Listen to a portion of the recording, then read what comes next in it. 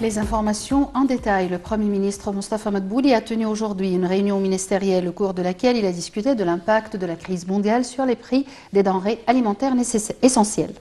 Madbouli a affirmé que le président Abdel Fattah el-Sisi a insisté sur la nécessité de fournir les denrées alimentaires aux citoyens durant la prochaine période, tout en soulignant la nécessité de contrôler le marché régulièrement.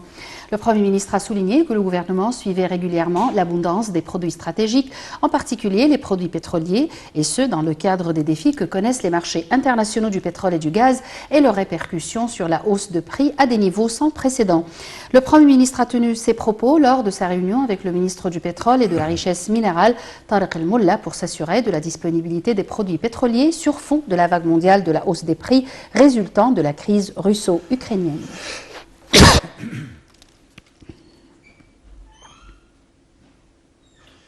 La livre égyptienne s'est changée aujourd'hui à 18,2 pour $1, soit une perte de près de 17% de sa valeur en un jour, alors que l'inflation dans le pays, premier importateur de blé russe et ukrainien, est au plus haut depuis 3 ans.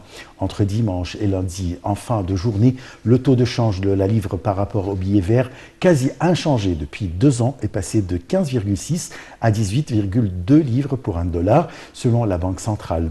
Face à une inflation qui a atteint 10% sur un an en février, la Banque centrale égyptienne réunie dimanche soir en urgence a relevé les taux d'intérêt d'un point de taux.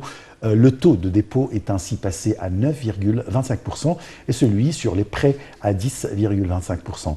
L'inflation est portée par les prix des aliments en hausse de 20,1% selon les chiffres officiels. L'Égypte avait déjà dévalué sa monnaie de près de 50% en 2016 dans le cadre d'un plan d'austérité décrété en échange d'un prêt de 10,8 milliards d'euros du Fonds monétaire international.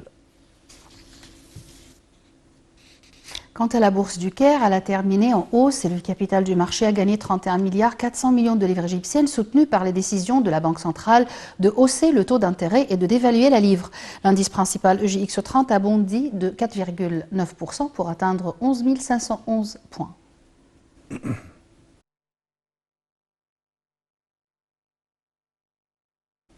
L'Ukraine a rejeté l'ultimatum de la Russie exigeant la capitulation de la ville assiégée de Mariupol, dont la dévastation a été qualifiée de crime de guerre majeur par l'Union européenne. Les forces russes tentent toujours par ailleurs d'encercler Kiev.